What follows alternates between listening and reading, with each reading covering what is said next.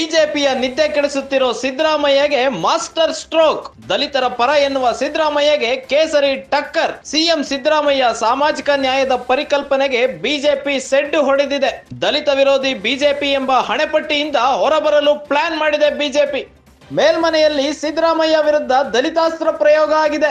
ಪರಿಷತ್ ವಿಪಕ್ಷ ನಾಯಕರಾಗಿ ಛಲವಾದಿ ನಾರಾಯಣಸ್ವಾಮಿ ಆಯ್ಕೆಯಾಗಿದ್ದಾರೆ. ದಲಿತ ಸಮುದಾಯದ ಮುಖಂಡರಾಗಿರುವ ಛಲವಾದಿ ನಾರಾಯಣಸ್ವಾಮಿ ದಲಿತರಿಗೆ ಬಿಜೆಪಿ ಅಧಿಕಾರ ಕೊಟ್ಟಿದೆ ಎಂಬ ಸಂದೇಶ ರವಾನೆ ಮಾಡ್ಲಿಕ್ಕೆ ಹೊರಟಿದ್ದಾರೆ ಬಿಜೆಪಿಯವರು.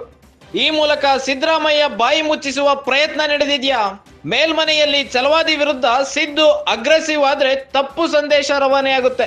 ಹೀಗಾಗಿ ಪರಿಷತ್ನಲ್ಲಿ ಸಿದ್ದು ಎಚ್ಚರಿಕೆ ಹೆಜ್ಜೆ ಇಡಬೇಕಾದ ಅನಿವಾರ್ಯತೆ. ಒಂದು ವೇಳೆ ಸಿದ್ದರಾಮಯ್ಯ ಎಚ್ಚರಿಕೆ ತಪ್ಪಿದ್ರೆ ಬಿಜೆಪಿಗೆ ಅಸ್ತ್ರ ಸಿಕ್ಕಂತಾಗುತ್ತೆ.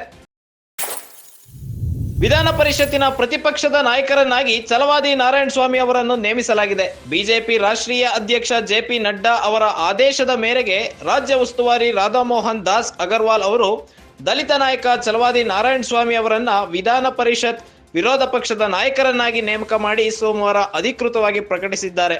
ಆದರೆ ಇದು ಸಿಎಂ ಸಿದ್ದರಾಮಯ್ಯ ಅವರ ಸಾಮಾಜಿಕ ನ್ಯಾಯದ ಪರಿಕಲ್ಪನೆಗೆ ಬಿಜೆಪಿ ಸೆಡ್ಡು ಹೊಡೆದಂತಾಗಿದೆ. ದಲಿತ ವಿರೋಧಿ ಎಂಬ ಹಣೆಪಟ್ಟಿಯಿಂದ ಬಿಜೆಪಿ ಹೊರಬರಲು ಇದೊಂದು ಪ್ಲಾನ್ ಅಂತೇಳಿ ಹೇಳ್ತಾ ಇದ್ದಾರೆ.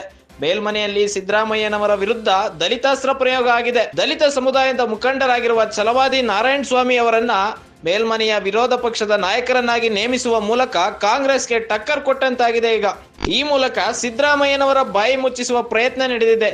ಮೇಲ್ಮನೆಯಲ್ಲಿ ಛಲವಾದಿ ವಿರುದ್ಧ ಸಿದ್ದು ಅಗ್ರೆಸಿವ್ ಆದ್ರೆ ತಪ್ಪು ಸಂದೇಶ ರವಾನೆ ಆಗುತ್ತೆ ರಾಜ್ಯದ ಜನತೆಗೆ. ಹೀಗಾಗಿ ಪರಿಷತ್ನಲ್ಲಿ ಸಿದ್ದರಾಮಯ್ಯನವರು ಎಚ್ಚರಿಕೆ ಹೆಜ್ಜೆ ಇಡಬೇಕಾದ ಅನಿವಾರ್ಯತೆ ಎದುರಾಗಿದೆ.